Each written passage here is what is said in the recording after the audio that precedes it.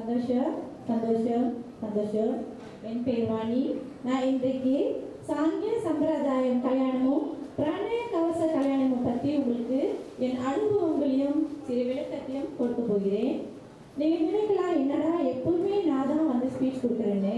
ஆனால் அது இல்லைங்க, எப்பவுமே நான் என்னோட அனுபவத்தையே உங்களுக்கு பகிர்ந்துக்குவேன். ஆனால் சில பேர் அனுபவங்களை ஷேர் பண்ண மாட்டாங்க. ஏன்னா அதை சொன்னால் அவங்களோட லக்கு இல்லை, அவங்களோட அந்த பவர் போயிடும்னு. ஆனால் என்ன கேட்டிங்கன்னா, குரு அவரோட சக்தியும் அனுபவமும் பகிர்ந்துக்கலைன்னா நானும் நம்மளும் இந்த பொக்கிஷத்தை அடைஞ்சிருக்க மாட்டோம். ஆமாவா இல்லைங்களா? எப்பவுமே காயப்பட்டவங்க தான் காயத்தின் வழி அறிந்து காயத்தின் சிறந்த மருந்தை சொல்ல முடியும். அப்போ நான் இங்கே நிற்கிறேன்னா நான் நிறைய காயப்பட்டிருக்கேன். காயப்பட்டதானே நிறைய உணர முடியும், சரிங்களா?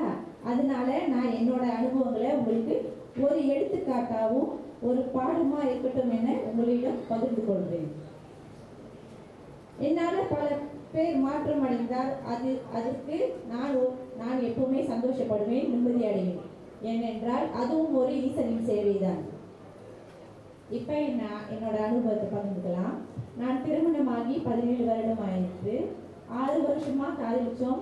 2000 என் கல்யாணம் சம்பிரதாயப்படியில் முறைப்படியாக என் பெற்றோர்கள் கல்யாணம் முடித்து விட்டார்கள். அதாவது பஞ்சாங்கம் பார்த்து பொருத்தம் பார்த்து நிறைஞ்ச பௌர்ணமியில் நடந்தது. எங்களுக்கு 10ல் 6 பொருத்தம் தான் இருந்தது. அதாவது எனக்கு அதில் சில தோஷங்கள் இருந்தது. அந்த தோஷத்தை கழித்து கல்யாணம் வச்சார்கள்.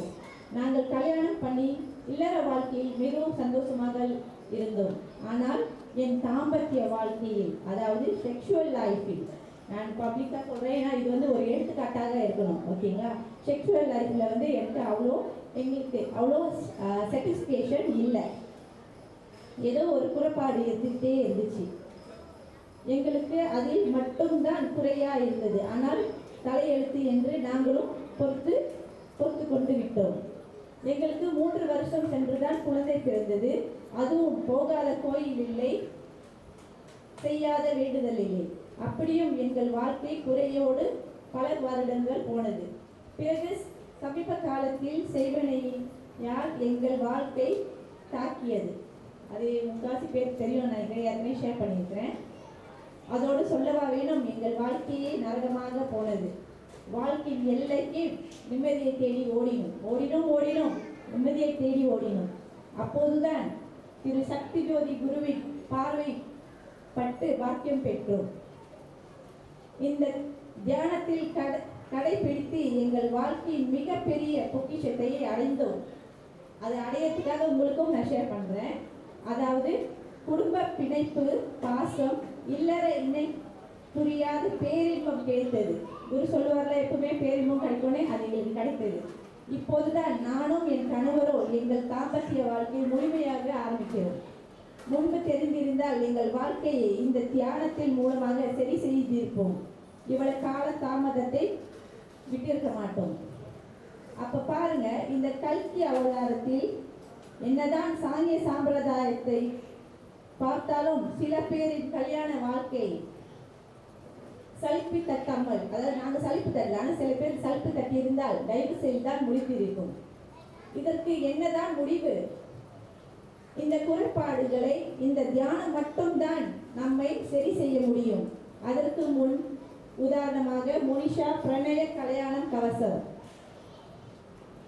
என்ன, இந்த கல்யாணத்தில் தாலி இல்லை, சாங்கிய சம்பிரதாயம் இல்லை, பஞ்சாங் இல்லை, பொருத்தம் இல்லை.